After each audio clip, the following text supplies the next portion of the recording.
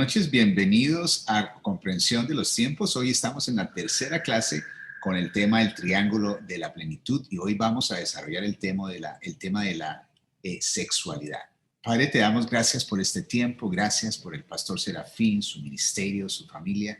Padre, gracias porque tú deseas, Padre, ayudarnos a crecer en la sanidad de nuestras almas, de nuestras mentes, de nuestras relaciones. Te damos gracias por este tiempo y pedimos que tu Santo Espíritu sea guiándonos. En el nombre de Cristo Jesús. Amén. Amén. Bueno, Pastor Serafín.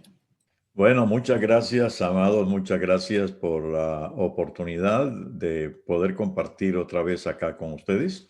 Y bien, llegamos al final, el tercer escenario del triángulo de plenitud.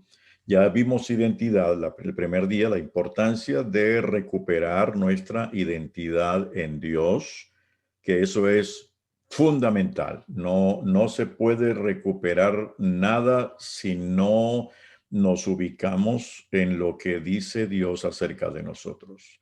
Y uno sabe que las promesas de Dios que más nos impactan son los dichos que Dios tiene hacia nosotros de no te dejaré, no te desampararé, eres como la niña, eres la niña de mis ojos, y todo eso nos da mucho ánimo de saber que Dios nos tiene en un alto concepto. Creo que a veces nos tiene en más alto concepto a nosotros de lo que nosotros lo tenemos a Él. Son muchos los que piensan en Dios, un Dios lejano, en el cielo, que no presta atención, pero Él está cerquita. Él dice, yo estaré a tu lado, aunque pases por el fuego no te quemarás, aunque pases por el agua no te anegarás. Son muchas las promesas que nos ratifican nuestra identidad. Y la crisis de identidad que se vive hoy solamente realmente lo puede sanar cuando yo entiendo quién soy yo a los ojos de Dios. Podemos recibir ayuda de diferentes fuentes psicológicas, psiquiátricas, médicas, sociales, culturales, pero creo que nada va a cubrir tanto como cuando yo descubro quién soy a los ojos de Dios. Eso genera lo que vimos anoche, una sana espiritualidad. De manera que si yo no tengo bien definida mi identidad en Dios, no voy a tener una espiritualidad plena. Puede ser medio espiritual completada con mucho de religiosidad. Y dijimos que la religión es el intento del hombre de conquistar a Dios. Resulta que a Dios no se le puede conquistar. Él fue el que nos conquistó a nosotros. Él fue el que vino a buscarnos. Y esa espiritualidad es muy, muy determinante.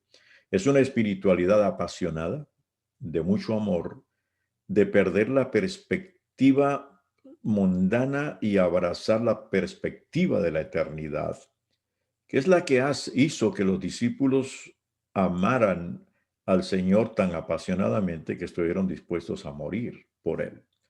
Una gran pregunta que pudiéramos hacernos es, ¿estamos amando nosotros a Dios tan apasionadamente como los primeros discípulos? ¿Cuál sería nuestra respuesta si nos dicen niegue al Señor, maldiga al Señor?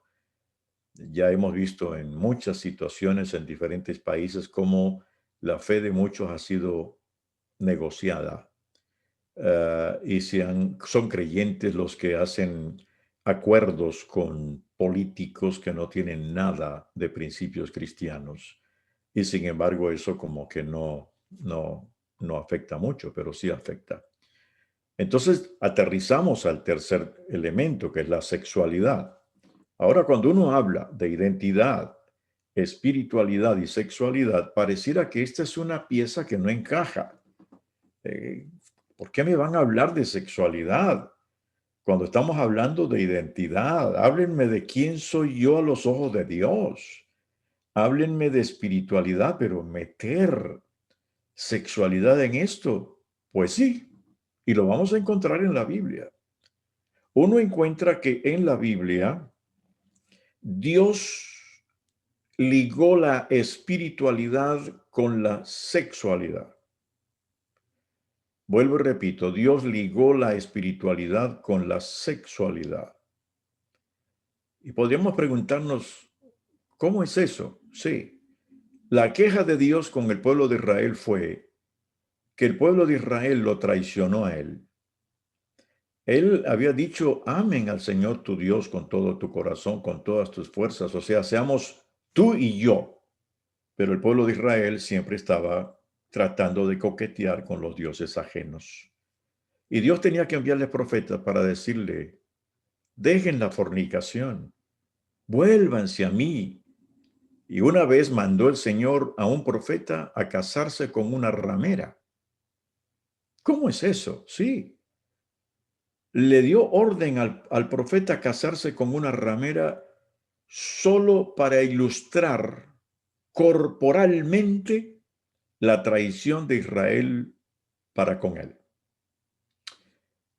Pero el capítulo más fuerte que les invito a que ustedes lo lean, no lo vamos a leer hoy porque nos quitaría toda la sesión de hoy y yo quiero dar un condensado mejor, pero se los pongo como tarea. Ezequiel capítulo 16 es el capítulo bien combinado de espiritualidad con sexualidad. Es el mensaje de la infidelidad de Jerusalén. Y el Señor describe en el capítulo 16 de Ezequiel cómo Jerusalén la compara con una niña que fue tirada en la tierra apenas nació. Dice que ni la lavaron ni le cortaron el ombligo. Nadie la miró para recogerla. El verso 6 dice, pero yo pasé junto a ti y te vi sucia en tus sangres.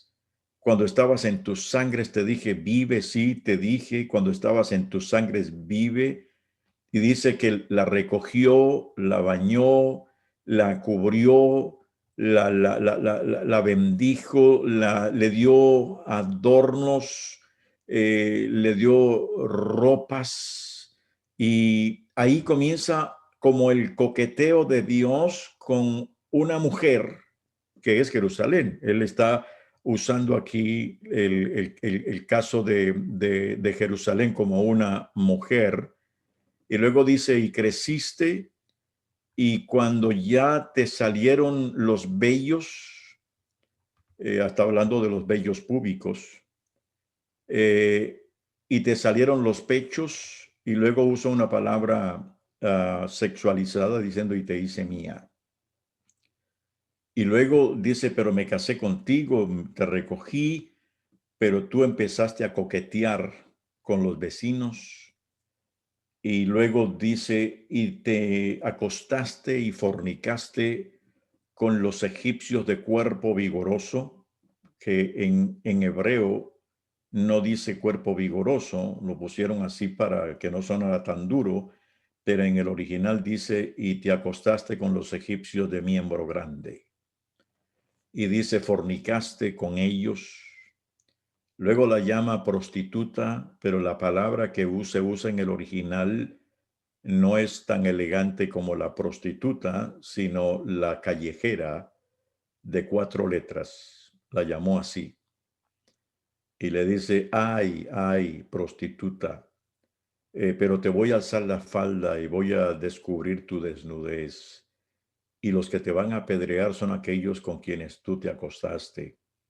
Y a la final él dice, pero yo no te pagaré como tú me pagaste. En otras palabras, yo te sigo siendo fiel. Te voy a recoger, te voy a perdonar y te vas a avergonzar de lo que hiciste. Es un capítulo muy cruel, donde el Señor desgarra su corazón. Hay una parte donde 2 veces dice, ¡ay! ¡Ay! Es como el clamor de un cónyuge cuando se da cuenta que el otro le fue infiel. Es una combinación espiritualidad con sexualidad. ¿Por qué?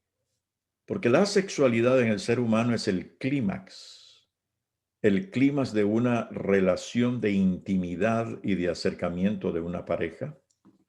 Y en Dios tenemos una especie de intimidad parecida a la sexualidad, solo que con Dios no hay sexualidad, pero lo que para el ser humano es sexualidad, uno lo llama en la Biblia, lo encuentra como la unicidad. de la cual Jesús oró: Señor, te pido por ellos que sean uno, así como tú y yo somos uno, igual como dijo: el hombre dejará a su padre y a su madre, se unirá a su mujer y serán una sola carne. Y está hablando allí de la relación sexual donde un cuerpo se introduce en el otro para ser uno. Y el Señor está orando también por ser uno. Está diciendo es el grado máximo de una relación entre pareja, y hay un grado máximo de compenetración con Dios que no todos la tienen. Muchos solamente tienen una relación con Dios ligera y superficial.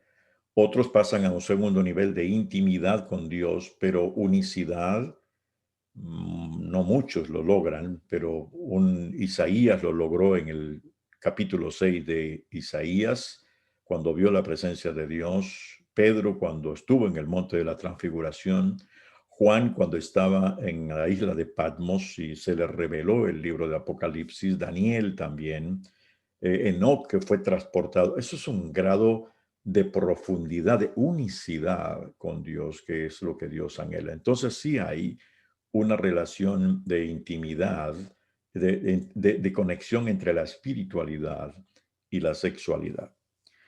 El valor cuando hablamos de sexualidad, estamos hablando de la pureza que Dios espera que tengamos. Y el Judas 19 habla justamente de cuidar esa pureza. Y hay un pensamiento que está ahí que quiero mencionar: el valor de la pureza ejerce dominio de sí mismo que le dará un sentido amplio de autovalor. En materia de sexualidad, la Biblia habla claramente del dominio propio. El dominio propio no es el esfuerzo humano de controlar sus pasiones. Muchos creen que el dominio propio es cuando tengo una tentación, una atracción y quiero mirar, digo: no voy a mirar, no voy a mirar, no voy a mirar, voy a voltear la cara para otro lado. Miren, aunque voltee la cara para otro lado, en el corazón está que mira y está mirando en el corazón, porque dominio propio no es un esfuerzo humano. Dominio propio es un fruto del Espíritu Santo. La Biblia dice que el dominio propio es fruto del Espíritu Santo. Entonces, si es así, ¿qué podemos decir? ¿Qué es el dominio propio? Es el fruto del Espíritu en ti que se desprende de tu identidad. O sea, cuando yo sé quién soy en Dios, se activa el dominio propio, que el deseo me quiere llevar a salirme de la identidad. Pero el Espíritu Santo me recuerda quién soy en Dios. Así es que se desprende el dominio propio como fruto del Espíritu, se desprende de la identidad, fluye en la espiritualidad y se ejerce en la sexualidad. Eso es clave. Es el fruto del Espíritu Santo. Por lo tanto, pensemos en esta descripción que me ha gustado de lo que es dominio propio. Dominio propio te pone en tus manos el poder de decisión. Es el Espíritu Santo el que te pone en las manos la decisión. Eres la única persona que controla tu vida y tus decisiones. Nadie va a controlar tu vida ni tus decisiones. Dios te ha dado el control de tu vida y de tus decisiones. Por lo tanto, eres capaz de hacer poderosas decisiones y por lo tanto asume las consecuencias de las mismas y toma responsabilidad en la vida. Note que el dominio propio no es un esfuerzo por no ver, no oír, no hablar, no llamar, sino que viene del Espíritu Santo, que yo tengo definida mi identidad y el Espíritu Santo, frente a una tentación que tengo, me dice: tú decides. Recuerda que cada decisión tiene una consecuencia. Así que tú decides. Yo no puedo decidir por ti, tú decides, pero si tú decides, tú pagas las consecuencias. En ese momento, si yo tengo una identidad bien definida y una espiritualidad sólida, de una vez pregunto: ¿estoy dispuesto a pagar las consecuencias de perder mi familia, perder mi reputación, sacrificar mis dones y mi ministerio, echar a perder todo lo que Dios ha hecho, contraer una enfermedad, ser padre de un hijo o de una hija que no pertenece al núcleo del hogar que Dios me ha dado. Y cuando la persona piensa por la identidad y la espiritualidad que tiene, dice, no, no. Ahora, esto es clave. ¿Por qué? Porque en materia de iglesia hay no se nos ha enseñado a mí no me lo enseñaron desde joven no me enseñaron a entender que el dominio propio es fruto del Espíritu, pero que quien ejerce ese dominio, el Espíritu Santo me lo pone en mis manos, me dice, está ahí. Dios le dijo al pueblo de Israel, te pongo entre la vida y la muerte, escoge. Yo no voy a decidir, tú vas a decidir. Pero lo que tú decides, tú lo pagas. Si a mí me hubieran enseñado eso, hubiera entendido muchas cosas y me hubiera evitado dolores y quebrantos en mi vida, pero no me lo enseñaron. Entonces, ¿qué tenemos hoy? Una generación de creyentes que juegan con la sexualidad porque no tienen una identidad definida y menos una espiritualidad plena. Y cuando viene la consecuencia de la decisión, porque sale a la luz lo que hizo, ¿qué es lo que escuchamos? Bueno, sí, el diablo me puso una trampa. El diablo me engañó. No, perdone. El diablo no te puso una trampa, ni el diablo te engañó. El diablo te estimuló el pensamiento, pero la decisión es tuya. Y si la decisión fue tuya, tú tienes que asumirla. El pastor Gerardo de Ávila cuenta en uno de sus sermones que en una ocasión uno de los ancianos de la iglesia fue acusado de una infidelidad, un adulterio, y él dijo, vamos a comprobar si eso es cierto. Él habló con la esposa y habló con varios para saber, y cuando tenía ya las evidencias, entonces llamó al anciano para confrontarlo. Y el hombre entró todo avergonzado, y él le dijo, bueno, hay una acusación, vamos a hablar sobre esto. Y dijo, no, sí, hermano, mire, lo que pasa es que, mire, el diablo me engañó. El diablo me tendió una trampa. El pastor Gerardo de Ávila le dice, mire, yo con quien quiero hablar es con usted. Me hace el favor, salga con el diablo que usted trajo y dígale que se quede afuera. ¿Fue el diablo el que se acostó con esa mujer? No, hermano. Entonces dígale que se quede afuera porque yo no tengo nada que hablar con él. Con el que tengo que hablar es con el que se acostó fue usted. Y él dice que cuando él entró, le digo, no, vienes a escudarte por eso te dije que salieras y dejaras al diablo afuera, porque aquí tengo que hablar contigo. Tienes que asumir responsabilidad en la vida. Pero no nos han enseñado justamente eso, a pagar las consecuencias. Pero la identidad sí, porque dijimos que espiritualidad es humanidad. La verdadera espiritualidad reconoce las fallas, las admite y se dispone a trabajar sobre ellas. Y eso es clave.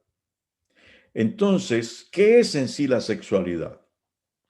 En primer lugar, como Dios la diseñó, que fue para el matrimonio, es un regalo de Dios. Sexualidad es un regalo de Dios. No lo inventó Hollywood, no lo inventó esta sociedad. Dios inventó esto y nos lo dio como un regalo, para disfrutarlo como el regalo de Él. Pero es un regalo de bendición o de maldición si yo lo mal uso. Si yo lo uso de acuerdo a mi identidad y a mi espiritualidad, entiendo esto es para el matrimonio, será de bendición. Si se sale del diseño divino, va a ser de maldición. Va a haber dolor, quebranto, hijos sin familia, enfermedades, ¿cuánto más? Adicciones, ¿cuánto más? Entonces, la decisión es un regalo de bendición, pero si yo no lo uso bien, se convierte en una maldición. Pero es un terreno sagrado. ¿Por qué es un terreno sagrado? Porque fue Dios el que lo hizo, pero es Dios el que se goza con nosotros en una relación sexual de matrimonio. En el libro de Cantares, cuando la pareja ya hace la ceremonia y luego describe la noche de bodas, hay una voz cuando ellos están haciendo el sexo, hay una voz en el libro de Cantares que no se sabe de quién es, porque cuando habla el esposo dice que el esposo dijo, cuando habla la esposa dice que la esposa dijo, pero aquí solamente una voz que sale que dice: disfruten, gócense, esto fue hecho para ustedes. Y los rabinos dicen, esa era la voz de Dios. Así que, queriendo decir que es un terreno sagrado donde Dios no se oculta, Dios no dice, uy, qué feo, uy, no, no, está diciendo, ese es el regalo mío para ustedes. Y además, la sexualidad dentro del ambiente de identidad y espiritualidad está enmarcado en diseño y en tiempo. ¿Cuál es el diseño? En primer lugar, es matrimonio. Fuera del matrimonio no está. Alguien diría, pero los novios no pueden por lo menos probar. Pues claro que pueden, pero tienen que pagar las consecuencias. Muchas de esas consecuencias se cosechan después de que uno se casa. Pero dentro del matrimonio, ese es el diseño de Dios. El diseño de Dios es que dice varón y hembra los creó. No dice varón y varón, no dice hembra y hembra. Él habla de Adán y Eva, no habla de Adán y Evaristo, sino Adán y Eva. No habló de una mujer y dos hombres o de un hombre y dos mujeres, sino un hombre y una mujer, diseño. Y tiempo, matrimonio. Alguien diría, ay, hermano, usted es un viejo ya, pero nosotros somos jóvenes. Yo llegué a la iglesia a los 16 años de edad y me casé a los 24 años de edad. Y mi esposa fue mi única mujer, ha sido mi única mujer. Yo sé lo que es estar en la iglesia de 16 a 24, con las luchas, con las tentaciones, pero lo que a mí me sostuvo a lo largo de la vida fue mi identidad. Me enseñaron desde que me convertí por la Biblia, más que todo, más que me enseñaron fue que lo encontré en la Biblia, que yo era amado por Dios, y eso me generó la espiritualidad que luego me permitió entender todo este proceso. La sexualidad unida a estos dos otros elementos es lo que nos asegura el triángulo de la vida plena, porque voy a estar pleno en saber quién soy, pleno en mi relación espiritual con Dios y pleno en mi sexualidad. La Biblia habla de acciones y decisiones de hombres, como por ejemplo Daniel propuso no contaminarse con la comida del rey. José pudo resistir la tentación por vivir este triángulo. Es interesante que cuando la esposa de Potifar lo tentó, él dijo, perdone señora, y lo primero que dijo fue, ¿cómo le haré esto a Dios? Indica el tipo de identidad que tenía, porque en la historia de José se dice que Dios estaba con José y José estaba con Dios. Y eso indica una relación íntima. Y él dijo, no, yo no le puedo hacer esto a Dios y en segundo lugar a tu marido.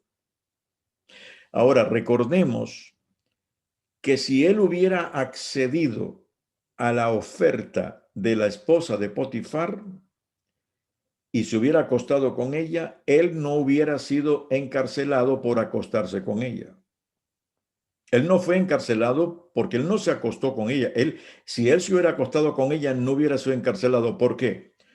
Porque en ese tiempo, tanto el faraón como la esposa del faraón veían los siervos no como personas, sino como cosas. No eran personas, eran cosas. Y el faraón podía acostarse con cualquier sierva, que eso no era visto como adulterio, eso era visto como un disfrute con una cosa, y ella hubiera podido acostarse con José y él no hubiera sido castigado porque era una orden de ella.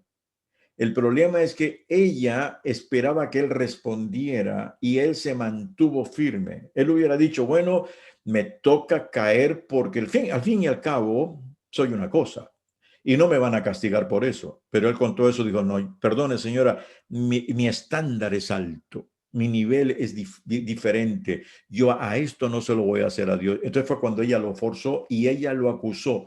Un siervo no podía proponerle sexo ni al faraón ni a la esposa porque eso era castigado.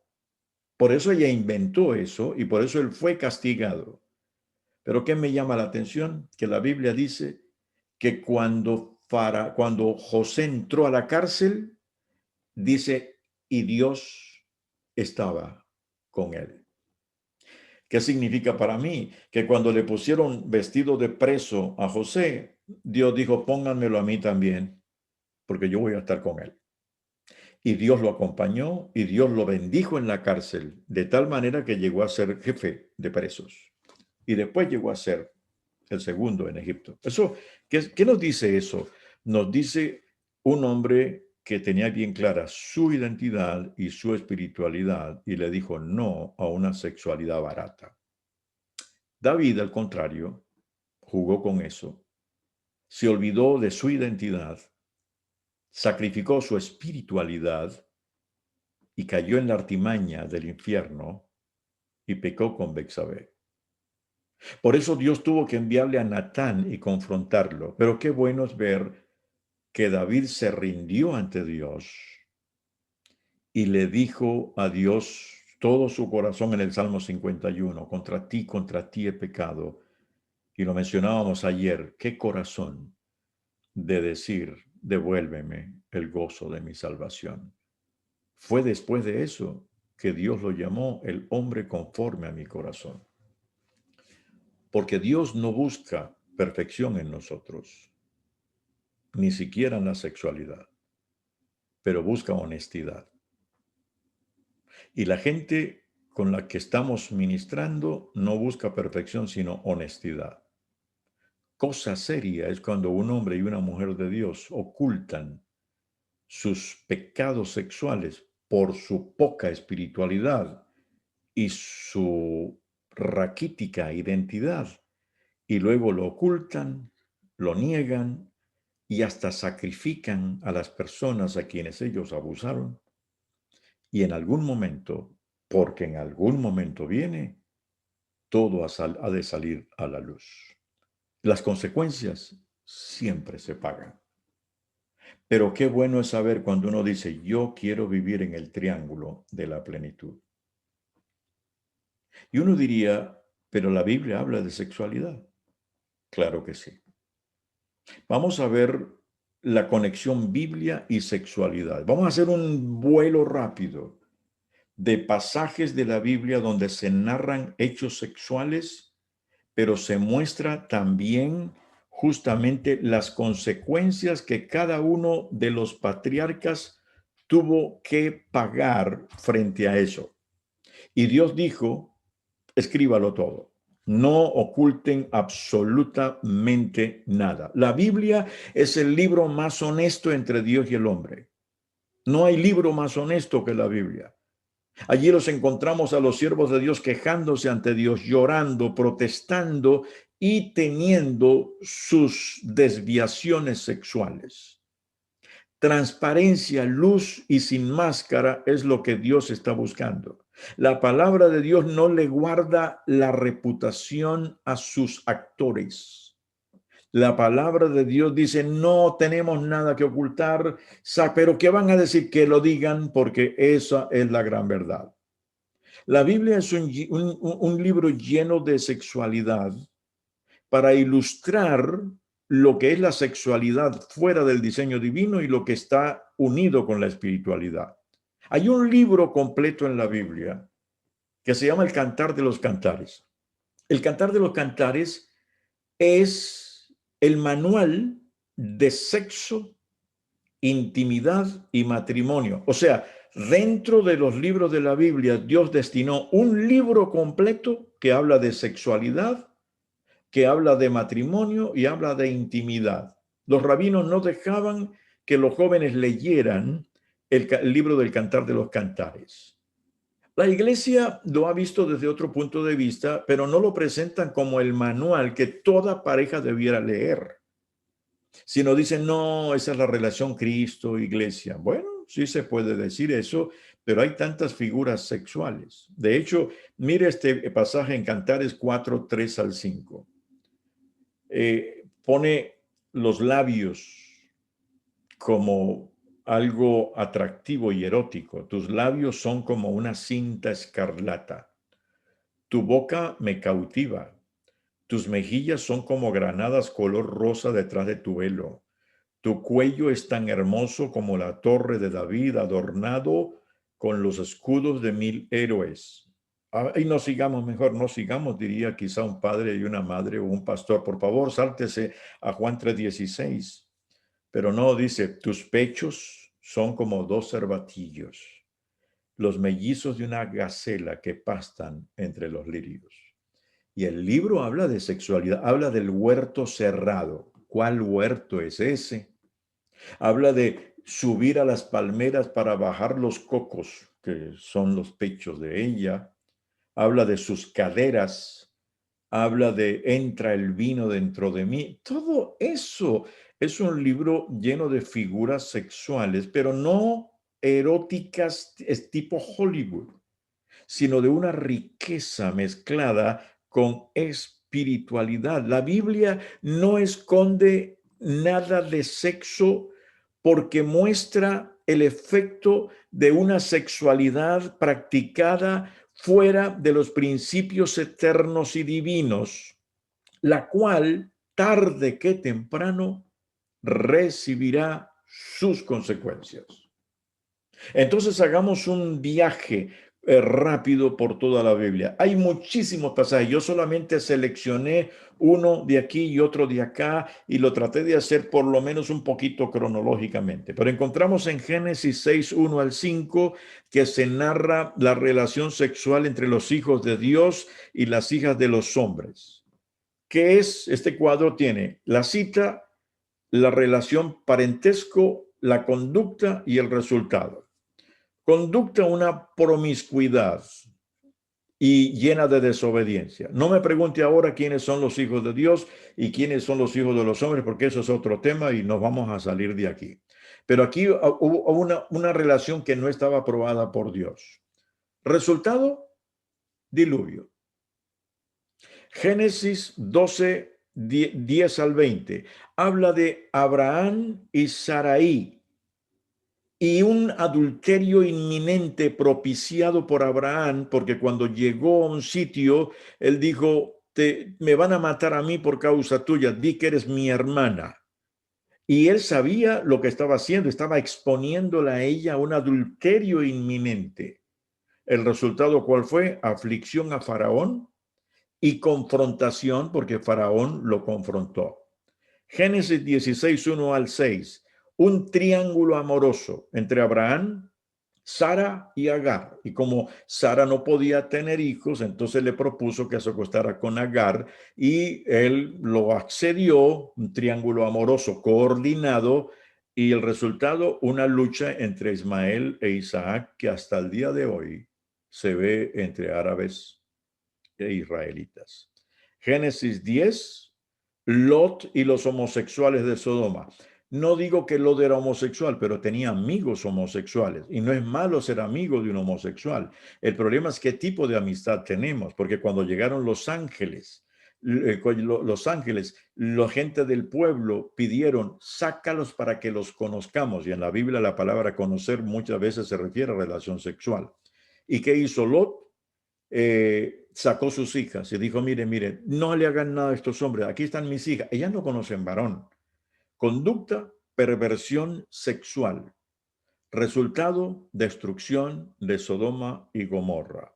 Luego pasamos a Génesis 19, 20 y encontramos el adulterio, el incesto entre Lot y sus hijas. Las hijas lo embriagaron, se acostaron con él, hubo incesto. Resultado, salieron los moabitas y los amonitas. Y los dos, uno de un hijo de Moab y el otro de Benamí, entraron a ser parte de los que crearon conflicto con el pueblo de Dios. Génesis 21 al 18 se repite el triángulo entre Abraham, Sara y Abimelech. Otra vez le dice que diga que es su hermana, otra vez un triángulo coordinado. ¿Y cuál fue el resultado? Una confrontación de Dios para Abimelech a través de un sueño. Y hasta hubo infertilidad en la esposa y tuvieron que pedir que Dios quitara eso. Luego Génesis 26, 6 al 11 encontramos otro triángulo amoroso entre Isaac, Rebeca y Abimelech. Otra vez, ahora el hijo de Abraham copia el modelo. Triángulo amoroso, resultado, una confrontación seria con Abimelech. Luego encontramos a Génesis 28 con Esaú, Isaac, Jacob y Mahalat, y hubo una situación crítica de sexualidad que trajo una sexualidad vengativa y eso resultó en una rebeldía. Luego encontramos Génesis 31 al 8, otro adulterio coordinado parecido a los anteriores entre Raquel, Jacob y Bila. ¿Y cuál fue el resultado? Competencia y confusión entre los hijos, entre las mujeres de él. Eso fue uno lee esos pasajes y uno dice, esto es un desastre. Génesis 30 al 9 al 12. Otra vez un adulterio coordinado triple entre Lea, Jacob y Silpa. Y resultados, competencia y confusión. Luego, Génesis 34, viene Dina y Siquem. Siquem viola a Dina y viene es un acto perverso de fornicación y los hermanos de Bila se vengaron haciendo un asesinato masivo. Luego llegamos a Génesis 38, está Judá y su nuera Tamara. Ella debía casarse con el hermano del hijo de Judá y él le dijo, no, espere que crezca el menor, pero después se olvidó. Entonces viene Judá, sale al pueblo, ve a una prostituta, no sabía que era la nuera que se había vestido de prostituta para tenderle la trampa. Él le propuso que se acostara, él dijo, ¿qué tengo que pagarte? Unos cabritos, no los tengo, pero yo te los mando, pero te doy mi cinto, te doy mi sello, te doy mi báculo y luego tú me lo regresas. Ella lo hizo, después quedó embarazada y cuando el pueblo supo, le dijeron, esa mujer necesita, mi nuera se acostó con alguien y necesita ser sacrificada. Y ella dijo, el dueño de esto fue vergüenza y confrontación. Y luego encontramos a Sansón. Son tres pasajes de Sansón. Primero con una filistea, con una filistea que caprichoso que dice, yo quiero esa, papá, yo quiero, rebeldía. Luego lo encontramos en una casa de una ramera arrancando las puertas de la ciudad cuando llegaron los filisteos, una sexualidad caprichosa. Terminó en autoengaño y luego lo encontramos con Sansón, con Dalila, una sexualidad también caprichosa, y allí perdió su ministerio porque reveló lo que no tenía que haber revelado y murió. Encontramos lo mismo en 1 Samuel con los hijos de Elí. Eran unos adictos sexuales. Los hijos de Elí se acostaban con las mujeres en la puerta del templo. Elí no hizo nada. Era perversión sexual. Consecuencia, muerte, porque Dios dijo, van a morir, porque no puede seguir de esta manera. Luego llegamos a 1 Samuel 11, está David, Betsabé y Urías. Y él no solamente ese fue un pecado cuádruple de David, porque los pecados sexuales están enlazados con otros. Quien no resuelve su sexualidad entendiendo su identidad y su espiritualidad, ese pecado lo lleva a otro y a otro. ¿Por qué? En primer lugar, cuando él ve a Betsabé, pregunta quién es. Él sabía quién era. Esa es la pregunta como del no sé nada. Porque él sabía que era la esposa de un oficial. ¿Podrá tener un rey, un vecino sin saber quién vive? No. Sin embargo, adulteró con ella. Primer pecado, adulterio. Luego queda embarazada. Entonces manda a traer a Urías para que se acueste allí y así achacarle el hijo a ella, a él. Pero él se quedó en el palacio y le dijeron, él no quiso quedarse allá. Y cuando lo llama y le pregunta, ¿es cierto que no fuiste a quedarte con tu esposa porque tienes tiempo peleando? Ella también te necesita. Y él dijo, no, no me pareció justo que mientras mis hermanos están luchando allá, yo me regocije con mi esposa. Entonces le hace la carta de asesinato, llévale esto a tu jefe, donde decía, póngalo donde muera. Segundo pecado, el asesinato de Urías. Tercer pecado, Betsabé era la hija de Elián y Elián era un oficial de David. Entonces el tercer pecado fue una deslealtad al papá de Betsabé. Y cuarto pecado, Betsabé era la nieta de Ahitofel. Ahitofel era el papá de Elián y Ahitofel era el consejero de David. Entonces, adulteró con la esposa de un oficial, mandó a matar al esposo de ella, que era un oficial, traicionó a Elián, que era el papá, traicionó a su consejero privado, que era el abuelo. Por eso es que entonces encontramos que la consecuencia fue confusión, muerte y confrontación. Por eso cuando Absalón toma el poder, Ahitofel le dice a Absalón, acuéstate con las mujeres de tu padre en el terrado, porque él me debe una y quiero que tú me la pagues. Él se acostó en secreto y lo ocultó con mi nieta, pero tú acuéstate donde te vean. Todas estas narraciones bíblicas de sexualidad están llenas de consecuencias. Luego encontramos en capítulo 13 de Segunda de Samuel la violación de Amnón con su hermana Tamar. Absalón le dice que se calle, Absalón termina matando a Amnón, violación y silencio, resultado, asesinato, rebeldía y exilio. Después ya encontramos a Ahitofel dándole el consejo que mencioné, y luego encontramos en Primera de Reyes, asombroso, el rey más sabio de la tierra, Salomón, con 700 esposas y 300 concubinas. Y uno dice, y era el más sabio. Oiga, un hombre sabio sabe que con una tiene, pero esta tenía 1000. Era una sexualidad insaciable. Resultado, corazón apartado del Señor y el reino dividido. Llegamos a Ezequiel 16, que ya les dije, y terminamos con Apocalipsis 2:20 al 21. En uno de los mensajes que Dios envió a una de las iglesias, el Señor dijo, y tengo contra ti que tienes allí a Jezabel, a la iglesia de Tiatira, la cual induce a mis siervos a fornicar. Sexualidad pervertida. Resultado, la arrojaré en la cama y morirá. Oiga, hermanos, con todo este tour rápido que dimos, fue muy rápido porque si vamos a más, vamos a encontrar más. Encontramos que hay bastante sexualidad en la Biblia, narrando los hechos fuera del diseño de Dios. Pero ¿qué es lo que Dios tiene para nosotros? Todo lo contrario, que volvamos al diseño divino que es perfecto. Ningún caso en la Biblia de desviación produjo felicidad. Y el propósito divino en sexualidad es tu felicidad. Y eso es un asunto de decisión. La pregunta ahora es, ¿qué hago si tomo el camino errado?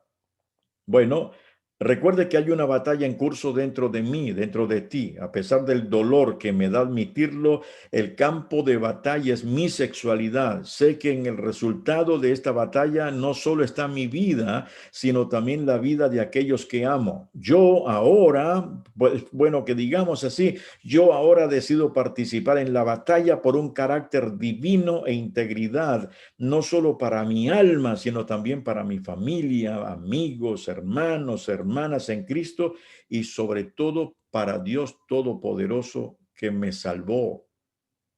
Estoy empezando a entender, quizás dirías tú, que no puedo ganar esta batalla por mí mismo. Estoy viendo la verdad bíblica de que somos miembros los unos de los otros. Por lo tanto, me rindo ante su sabiduría, me vuelvo al liderazgo de la iglesia y me someto al proceso de renovar mi mente, porque lo que Dios quiere es renovar completamente mi mente. Y terminamos esta noche con esta reflexión. ¿Estamos dispuestos a volver al diseño divino? ¿Estamos dispuestos a romper con la negación y el aislamiento?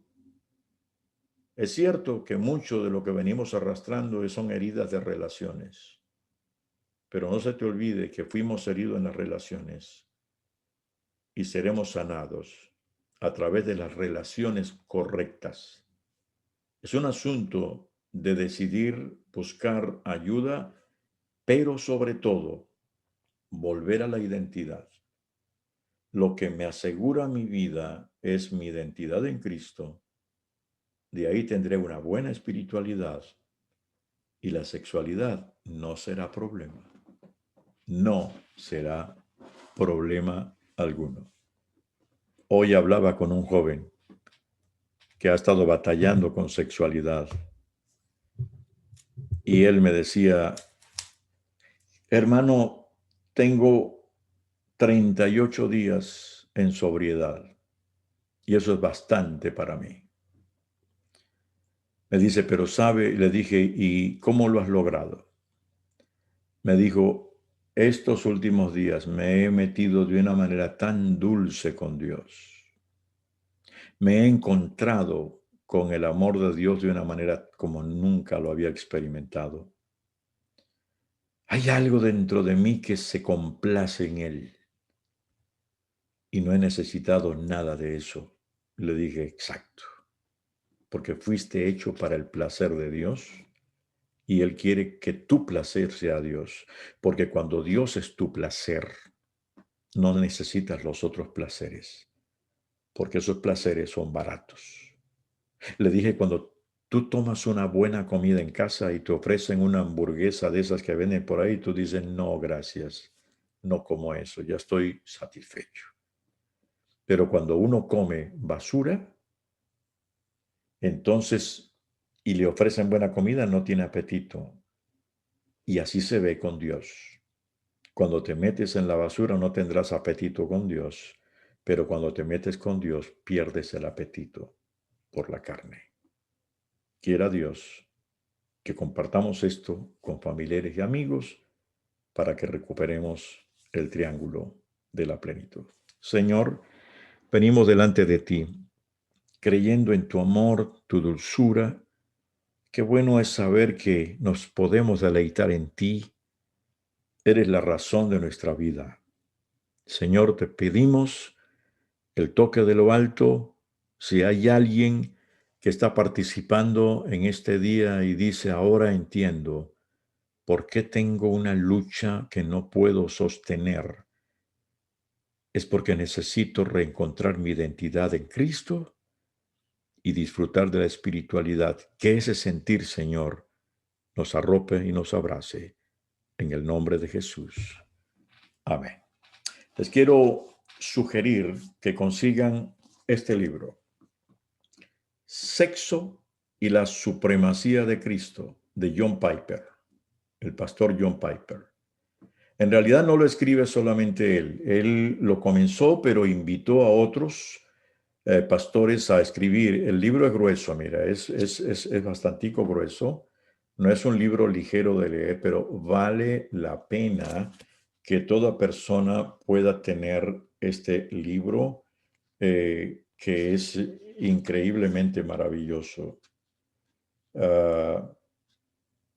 Y hay pensamientos aquí muy buenos y se lo recomiendo. Sexo y la supremacía de Cristo. Muy bien, gracias, amados. Ahí tengo una pregunta Sí, que ver con la clase de ayer. muy bien. Y en la clase de ayer usted estaba hablando sobre la espiritualidad. Ujú. La tendencia es que cada vez que uno piensa, cuando uno escucha esa palabra espiritualidad, generalmente se toma como una práctica. Por Sí. ejemplo, ir a la iglesia, Ujú. servir en alguna capacidad, etcétera, etcétera. Pero usted hizo un énfasis acerca de la mente. Es la mente, que tenemos una mente intelectual, una mente emocional, una mente relacional. Pero ese es un concepto que nosotros no entendemos y no que no entendamos las palabras, Sí. o que no practicamos. Tal vez, no sé si puede ampliar un poquito más el tema, porque creo que dentro de eso está obviamente el concepto de meditación, Exacto. cómo crecer en esa clase de Ujú. mentes. Exacto. Muy buena pregunta, porque justamente la mente espiritual es la relacional, la emocional, no, la racional, la emocional y la espiritual. La Biblia habla mucho de la mente espiritual, aunque sí la llama así el apóstol Pablo, pero habla de las prácticas.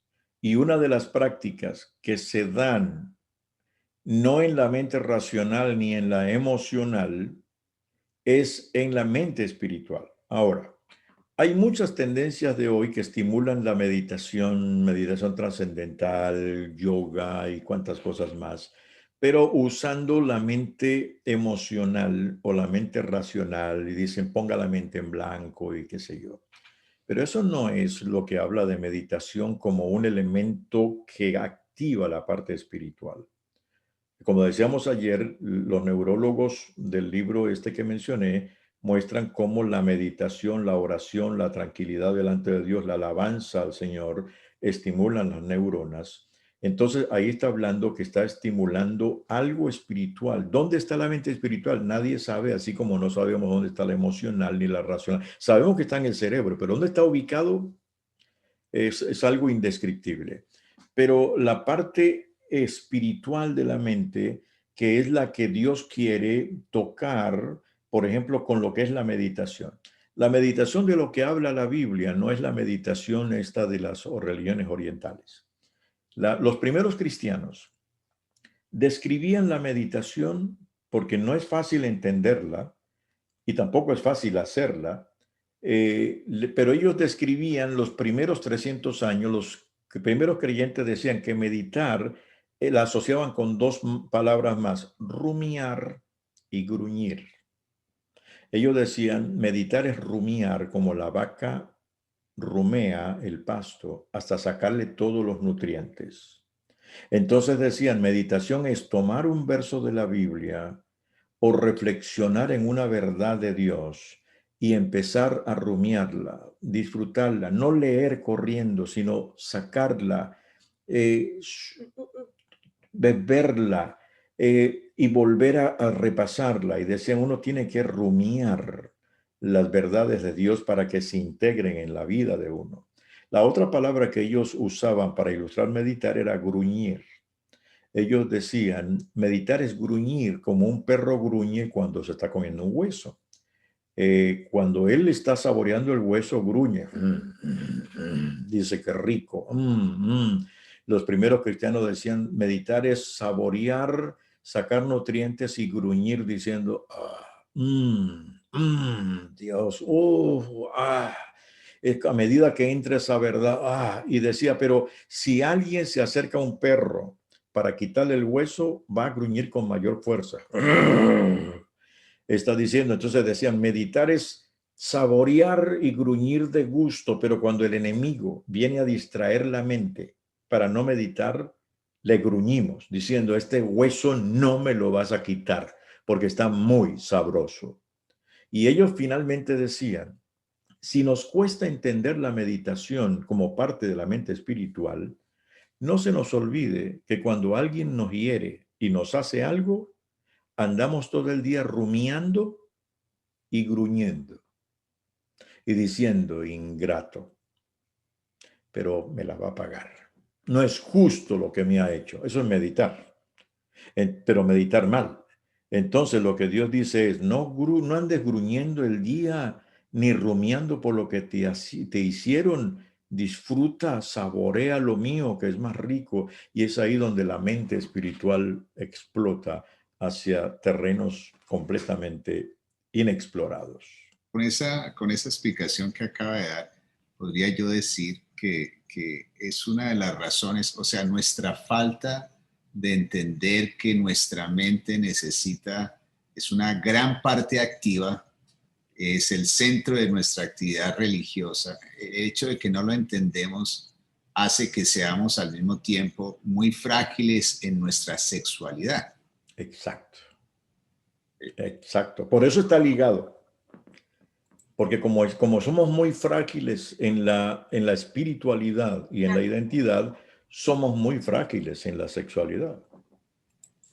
Pero cuando uno profundiza en las dos primeras, uno profundiza en la otra. De hecho, la sexualidad que se desprende de una buena identidad y una buena espiritualidad es un terreno profundo. En el matrimonio es un terreno profundo. Cuando la sexualidad en el matrimonio no es profundo, ya es muy rutinario y significa algo falta. ¿Y qué falta? Algo de identidad y algo de espiritualidad. El sexo fuera no es profundo, es superficial. No deja nada. La verdadera sexualidad está dentro del matrimonio cuando una pareja ha cultivado su verdadera intimidad y su conexión. Eso lo lleva, como la espiritualidad, a profundizar muchas cosas. Bueno, hay otra pregunta y es en el caso donde el diablo vino a robar, ¿no? Y realmente ha querido robar la sexualidad desde los niños, ¿no? Desde los jóvenes a través de abuso, violaciones y diferentes cosas como estas. Entonces, Y el impacto a sus mentes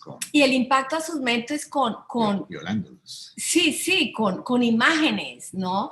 Entonces, ¿usted qué podría aconsejarnos cómo poder recuperar? O sea, es diferente la persona que se mantuvo y que no cae, que mantiene esa identidad y esa espiritualidad, Sí. a la persona que fue violada en su mente, en sus emociones o físicamente, y el diablo atentó y puso, yo diría su bandera ahí, y estas personas luchan mucho más. Luchan. Entonces, ¿usted cómo recomendaría? Los neurólogos ya han dicho que un abuso sexual en un niño desconfigura el cerebro. Entonces, ¿hay sanidad? Sí. Y la sanidad que hay, especialmente en terreno cristiano, son los dos elementos que para mí son dos de las armas poderosas de las cuales Pablo dijo, nuestras armas no son carnales, sino poderosas en Dios y útiles para derribar fortalezas, argumentos y llevar cautivo pensamiento a Cristo Jesús.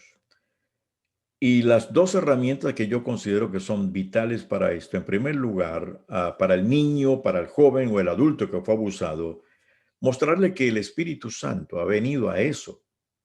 El Espíritu Santo no vino de vacaciones. Él no está ahí para estar dentro de mi corazón y moverse rico el domingo cuando canto. No, Él está el lunes, el martes, el miércoles, y Él lo que quiere es trabajar eso. Pero Él quiere que yo le ponga ganas a eso y que lo vea a Él como mi compañero restaurador de mi vida. Ese es. Y la segunda herramienta es la palabra de Dios, que la usa el Espíritu Santo para restaurarme en mi identidad, en mi espiritualidad y en mi sexualidad. Pasó en mí. Yo fui abusado a los 7 años de edad, sexualmente a los 7 años de edad. Y casi al mismo tiempo mi padre nos abandonó y se fue con otra señora, fundó otro hogar y yo quedé 7 años solo guardando un secreto que a nadie se lo dije, perdiendo a mi padre. Pero ¿qué pasó? A los 8 años de edad yo vendía periódico en la calle. A los 8 años fui a buscar los periódicos y me pusieron la torre de periódicos y la señora me dijo, los periódicos para vender y este libro negro es para usted, Serafín, una Biblia. Yo nunca había leído la Biblia, pero yo ya estaba leyendo libros, porque mi refugio ante el dolor fueron los libros. Y empecé a leer y no había ido a ninguna iglesia, yo no me convertí en ninguna iglesia. Yo me convertí solo. Yo tuve un encuentro con Dios solo, sin que nadie me hablara nada. Comencé a leer la Biblia y el libro que más leí con pasión, no entendía por qué, fue el Evangelio según San Juan. El Evangelio según San Juan me impactó tanto, pero tanto, tanto. Yo amo ese Evangelio. Yo no sabía por qué. Yo fui a la iglesia por primera vez a los 16 años. Saliendo del cine comenzó a llover, lo único que estaba abierto era una iglesia cuadrangular. Y ahí entré. Y ahí me quedé. Pero yo ya era convertido. De hecho, les voy a decir un secreto. Yo nunca en la vida he levantado la mano para recibir a Cristo. ¿Por qué? Porque cuando fui a la iglesia, el pastor decía, el que quiera recibir a Cristo, levante su mano. Yo decía, yo ya lo recibí. Porque lo había recibido a los 8 años solito. Así que no soy convertido, ¿no? Tradicionalmente podría decir alguien así, pero yo me convertí a Cristo. Pero después entendí por qué el Evangelio de Juan me impactó. Y aquí viene con identidad. Después lo supe después de ser pastor. Porque el Evangelio según San Juan dice más de 100 veces, en solo el Evangelio según San Juan dice más de 100 veces que Dios es Padre. O lo relaciona con el Hijo. Hace referencia a Dios en su paternidad más de 100 veces. Cuando yo lo leí, yo dije, ahora entiendo. Mi mente racional no lo supo. Mi mente emocional no lo supo, pero mi mente espiritual, que sabía que yo había sido abusado y había perdido a mi padre, en mi espíritu entendí, mi padre terreno me dejó, pero ahora mi padre es Dios. Y toda mi vida, desde niño, yo veo a Dios como mi padre. Todos los días hablo con Él y le digo, gracias por ser mi padre. Gracias porque me has dado lo que yo hubiera querido recibir, pero me diste más de lo que recibí. Mi identidad fue marcada y mi sexualidad fue sanada. Porque nunca más volvió a pasar algo que fracturara mi sexualidad, ni mi espiritualidad, menos mi identidad. Muy bien, muchas gracias.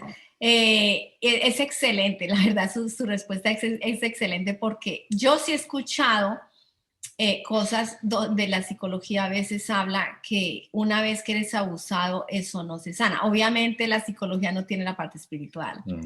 Y lo que Dios puede sanar va más allá de lo que la psicología puede hacer, ¿no? Y tal vez usted acaba de usar una palabra que creo que es una palabra de doble filo, la palabra padre. Padre.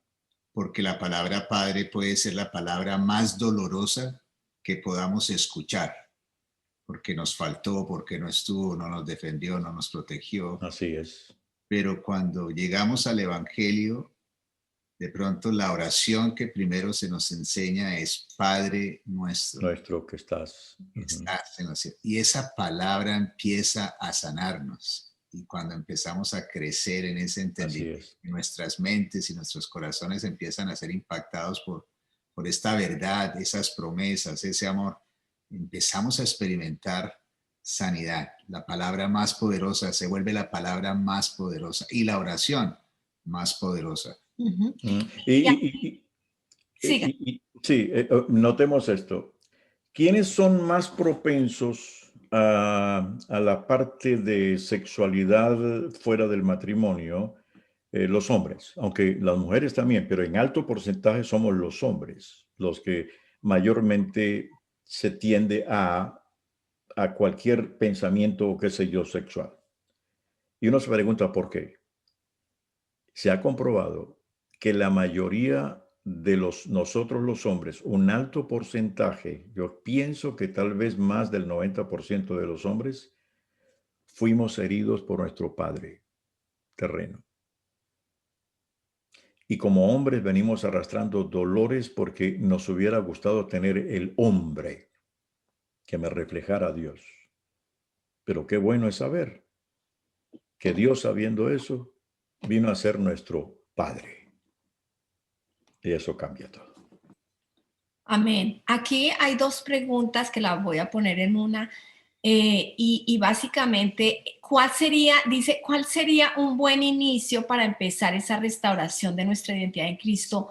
¿Cómo tener conciencia del daño causado por el mal ejercicio de nuestra sexualidad? Y al final dice, ¿cómo sabemos que ya hubo restauración Muy plena? bien. Exacto. Bueno, ya mencioné dos elementos, el Espíritu Santo y la palabra, eso es clave para comenzar. Pero luego hay que agregarle, bueno, en la parte de Espíritu Santo y la palabra, hay un elemento que debo mencionar, porque el ser humano fue diseñado por Dios en el cerebro, en lo que se llama el sistema límbico, que lo integra el hipotálamo, el hipocampo y la amígdala, para guardar las memorias. Hablemos ahora de las memorias dolorosas, para protegernos. Eso queda guardado allí, de manera que la próxima vez que alguien me quiera hacer lo mismo que me dolió, eso sale para protegerme y decir, no más. Esto no lo permito más. Pero en algunos casos el ser humano, no entendiendo ese mecanismo, en vez de protegerse, se vuelve agresivo. Entonces está el que dice, ahora voy a pelear contra todo aquel que me quiera hacer daño, y entonces el Espíritu Santo en el proceso de restauración nos va a decir, mira, tus reacciones se deben a lo que tienes guardado en tu cerebro, que el Padre lo hizo para que te protegiera, no para que te convirtieras en un agresor. Pero en otros casos, muchos encapsulan los eventos muy dolorosos, los encapsulan especialmente en el abuso sexual, que la persona no recuerda nada. Trabajando con ellos, algunos me han dicho, mire, yo no recuerdo nada de los 12 años para abajo. No recuerdo nada. Me dijo alguien, no recuerdo nada. Y le dije, muy bien, muy buen dato. Eso indica que ha sido encapsulado. Pero el Espíritu Santo va a abrir esa cápsula y la va a despertar, no para herirte, sino para sanarte. Había una muchacha que atendí que no recordaba nada de los 12 años para abajo. Le dije, mira, esté abierta a la obra del Espíritu Santo porque Él va a romper la cápsula. Y pasaron varias semanas y un día me dijo, ay, pastor, lo que usted me dijo pasó. Le dije, sí, ¿qué pasó? Se rompió la cápsula, me dijo. ¿Y cómo que se rompió? Digo, sí, estaba de visita con mamá y estamos hablando y ella mencionó algo que yo dije, mamá, eso no pasó. Sí. Y me narró los detalles. No, mamá. Y sí, hija, pasó. Dice, y a medida que lo iba diciendo, de pronto lo vi todo. Dice, lo vi todo, que caía al piso, lo vi todo, me di cuenta lo que habían hecho conmigo, lo sufrida, y empezó yo, dice, lloré, mamá estuvo a mi lado, me dijo, pero cuando me levanté, hermano, me levanté recordando todo, pero ya no me hería, porque sentía una paz de sanidad que el Espíritu Santo había traído. Yo he trabajado casos increíbles de encapsulamiento que el Espíritu Santo los revienta porque Él ha venido a sacar toda verdad, todo a la luz. Porque lo que queda escondido, el enemigo lo usa para atormentarme, para reaccionar, para actuar, y termino a veces siendo repetitivo, repitiendo lo que me hicieron o anulándome, un montón de cosas, que es lo que se llama quebrantado de corazón, o que en la ciencia se llama trauma, que es una desconexión. Todo eso lo sana el Espíritu Santo. No, muy bueno, muy bueno. Una otra pregunta una de las cosas que yo quiero recordar, le estaba contando al pastor Serafín antes de comenzar la clase, es Ted Roberts, y que escuché una vez de él, en un video de él, y decía, una muy buena adoración puede sanar cosas increíbles en el cerebro. Sí. Lo que la ciencia no puede es en el espíritu y en la adoración. Y yo sí animo, todos los que están viendo, la verdad, crezcamos en adoración, crezcamos en intimidad con Dios, porque realmente ahí es donde encontramos sanidad. Y otra pregunta es, vivimos en tiempos bien complicados en esta área, y yo creo que el diablo sigue tratando de robar más y más y más la sexualidad en la siguiente generación. ¿Usted qué recomendaciones nos da a los padres cristianos? Porque pues aquí estamos. ¿Cómo proteger, cómo enseñar, cómo dirigir a nuestros hijos y en la iglesia como pastores a la siguiente generación para que sean protegidos de todo este robo y todo este asalto? En primer lugar, los padres tenemos que asumir responsabilidad, porque el Señor en el Antiguo Testamento siempre le dijo a los padres, y enseñarás a tus hijos. ¿Pero enseñar qué? Los principios de Dios, el diseño divino. Entonces, tenemos que como padres hablarles a los hijos de las tres cosas: identidad, espiritualidad y sexualidad. Eso no puede faltar. En materia de sexualidad, yo digo lo mínimo que unos padres pudieran hacer es hablarle de sexualidad a los hijos mínimo una vez al mes, que para mí es mucho, porque ellos están siendo bombardeados todos los días. Pero si te cuesta, comience a hablar una vez al mes con los hijos. Alguien diría, ¿y cómo le hablo? Bueno, le voy a enviar a la hermana María Garzón un folleto de enfoque a la familia para padres que se llama ¿Cómo hablarle de sexualidad a los hijos? Así que yo se lo envío y puedan pedírsela a ella, y ella es digital, así que se puede enviar por correo. Y allí nos dice cómo hablarle a los hijos de sexualidad. Eso es clave. En segundo lugar, la iglesia tiene que hablar de esto. No es justo que no se hable de sexualidad, ya sea a los niños, a los jóvenes, a los casados y a la iglesia en general, porque ellos todos los días lo están bombardeando, todos los días por teléfono, por radio, por televisión, por todo.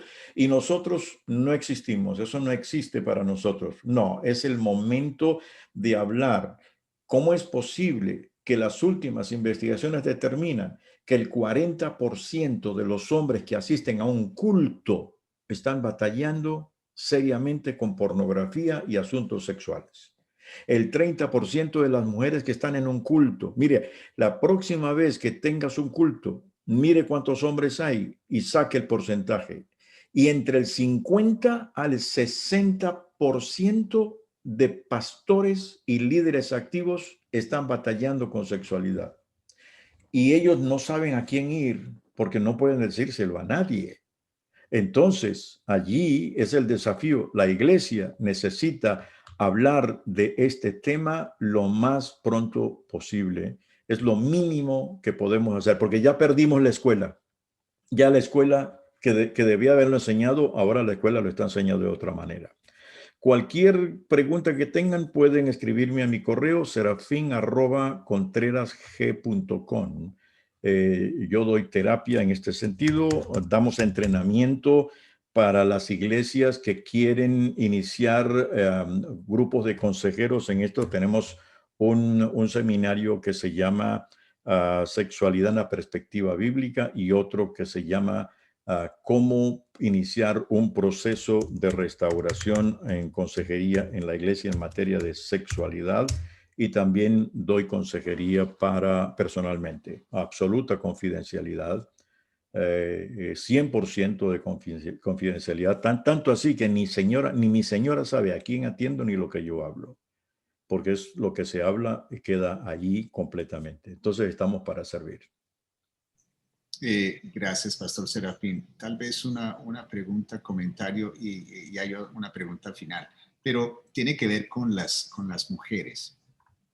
Le he escuchado hablar mucho acerca de los hombres y los índices que afectan los hombres. Sin embargo, hoy yo creo que, y he visto, ¿no?, que las mujeres hoy tienen, por alguna razón, que no entiendo, tienen una propensión alta también a este tema sexual, ¿cómo se llama? La pornografía, creciendo fuertemente en las mujeres. Está creciendo. Hoy, por ejemplo, promiscuidad, adulterio, los índices son muy altos, iniciados por mujeres. Siempre fuimos los hombres, las Sí. cabezas, pero hoy veo que hay una gran inclinación y un Sí. aumento en las mujeres. Sí, en los últimos 5 años ha subido del 15% a más del 30%. Ahora, ¿la diferencia cuál es? El enfoque sexual de atracción del hombre es distinto al enfoque sexual de la mujer. El hombre es atraído por los genitales. En realidad está buscando un encuentro sexual carnal. La mujer regularmente no busca un encuentro sexual carnal, sino busca afectividad. Lo que quiere es apego. Una mujer que no está siendo atendida por su esposo, que es de compartir, de apapacharla sin sexo, de decirle cosas lindas, si no lo recibe está muy hambrienta, está como una esponja deseando beber el agua que llega. Y ahí es donde comienza la sexualidad. La mayoría de mujeres no están buscando, a menos que sea una adicta sexual, que ya es el último grado, pero por lo regular la mayoría de infidelidades en la mujer no está buscando sexo, está buscando afecto. En cambio, el hombre no está buscando afecto, está buscando carnalidad. Por eso se dice que Dios diseñó al hombre en materia sexual, cableó cerebro, ojos, genitales. Los hombres somos débiles por los ojos. Dios cableó a la mujer cerebro, oídos, genitales. Ellas son débiles por el oído. Lo que le digan puede estimular el cerebro y eso puede estimular el sexo. Pero todo viene de qué? El hombre es guiado por lo que ve y quiere tener sexualmente, mientras que la mujer es por lo que oye y que le estimula la afectividad y por eso se entrega después. Al conocer eso, entonces nos permite prevenirnos, de manera que el hombre entienda que estamos llamados como esposos a darle el afecto que la mujer necesita y alimentar de manera que no necesite oír absolutamente nada. Y que la mujer, como esposa, entienda que el marido es débil por los ojos, entonces puede, como esposa, mostrar lo que quisiera él ver sin ningún problema. Y entonces va a llegar el hombre a decir, no tengo nada que buscar afuera, porque Dios me ha dado todo lo que necesito. Y los dos se complementan de una manera maravillosa. Muy bien, muchas gracias. Aquí hay esta pregunta que tiene que ver con el encapsulamiento de eventos dolorosos. Dice, ¿qué opina usted en cuanto a este encapsulamiento, dice, de eventos dolorosos de tipo sexual? ¿Puede llevar a trastornos psiquiátricos? Evidentemente puede que sí. Porque la persona que encapsula reacciona y no sabe por qué. Y al no saber por qué, se pregunta, ¿será que estoy mal? ¿Será que yo soy enfermo? Yo no recuerdo. Por ejemplo, yo traté el caso de un líder que fue acusado en la iglesia de tocarle los genitales a los muchachos, un hombre, y él no recuerda, él decía, pero yo ni siquiera recordaba que lo hubiera hecho. Y fue su hermana la que le dijo, mira, papá nos violó a todos. ¿Y cómo? Que a mí no, él no recordaba nada. Él estaba llegando a un punto de decir, ¿qué está pasando conmigo? ¿Estoy loco o qué? Porque el encapsulamiento, si yo no lo descifro, puede desajustar mi mente. Y por eso es que el Espíritu Santo lo que quiere es romper esa cápsula para que ya no haya peligro de ningún tipo. Muchos de los problemas, de hecho, a la luz de la historia de la salud mental, en estudios que se han hecho sobre salud mental, se ha comprobado a la luz de la historia que el 80% de los casos de luchas de salud mental han sido resueltos a través de una iglesia que supo ministrar. Y solo el 20% ha sido resuelto por la ciencia o los psicólogos, psiquiatras, solo el 20%, pero el 80% ha sido resuelto en la iglesia a través del Espíritu Santo. Qué bueno, qué bueno, me alegra eso. ¿Sabe qué, Pastor Serafín? Le voy a hacer una petición antes de terminar.